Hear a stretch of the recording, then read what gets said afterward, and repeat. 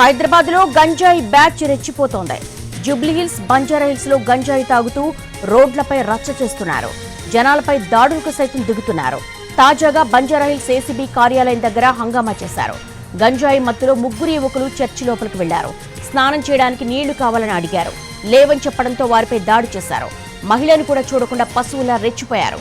మహిళ ప్రతిఘటించడంతో అక్కడి నుంచి పరారయ్యారు.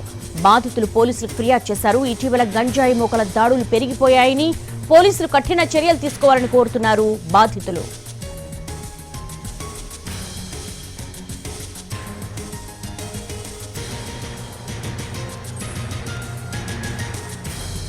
హైదరాబాద్ లో గంజాయి బ్యాచ్ రెచ్చిపోతోంది. జూబ్లీహిల్స్, బంజారాహిల్స్ లో గంజాయి తాగుతూ రోడ్లపై రచ్చ చేస్తున్నారు. జనాలపై దాడులకు దిగుతున్నారు. దీనికి సంబంధించి మోర్ డీటెయిల్స్ మా స్పెషల్ కరెస్పాండెంట్ రవిని అడిగి మరిన్ని వివరాలు తెలుసుకుందాం. రవి, అసలు ఈ గంజాయి బ్యాచ్ ఇలా రెచ్చిపోతున్నా పోలీసులు ఏం చేస్తున్నారు? దేవి, బంజారాహిల్స్, జూబ్లీహిల్స్, ఫిలిం నగర్ పరిధిలో ఇటీవల గంజాయి బ్యాచ్ లాగడాలు మితిమీరుతున్నాయి. నిన్న ఏసీబీ ఆఫీస్ పరిధిలో ఒక గంజాయి మూకల దాడి, మహిళని కూడా చూడకుండా దాడికి దిగారు. అక్కడ ఏసీబీ ఆఫీస్ కు సమీపంలో ఉన్నటువంటి చర్చిలో పనిచేసే సిబ్బందితో పాటు అక్కడే ఉన్నటువంటి ఒక మహిళ పైన తీవ్రంగా దాడి చేయడాన్ని మనం చూస్తున్నాం. ఈవెన్ సీసీ ఫుటేజ్ లో కూడా క్లియర్ గా తెలుస్తోంది.